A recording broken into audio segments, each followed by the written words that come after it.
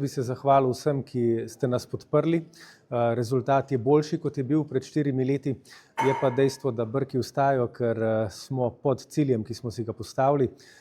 Tudi sam sem iskreno verjel, da bomo dobili vsaj 8 poslancev, tako kot so kazale ankete. Tudi s 5 smo zadovoljni, ker kdor z malim zadovoljen ni velikega ni vreden. Gremo naprej, Vesna in Levica skupaj, tako kot smo začeli. Mislim, da so volivci to tudi nagradili in povsod po Sloveniji so nas zelo pozitivno sprejeli.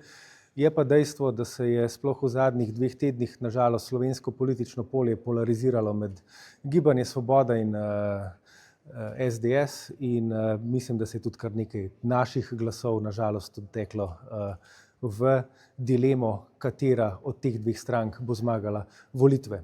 Naša kampanja je bila dobra, naše delo v preteklih letih je bilo odlično. Smo stranka, ki je, čeprav je bila najmanjši koalicijski partner, postavila stanovanjsko politiko, dolgotrajno oskrbo, izpeljala pokojninsko reformo. To so res velike stvari. Dejstvo pa je, da se iz rezultata vidi, da so se glasovi odtekali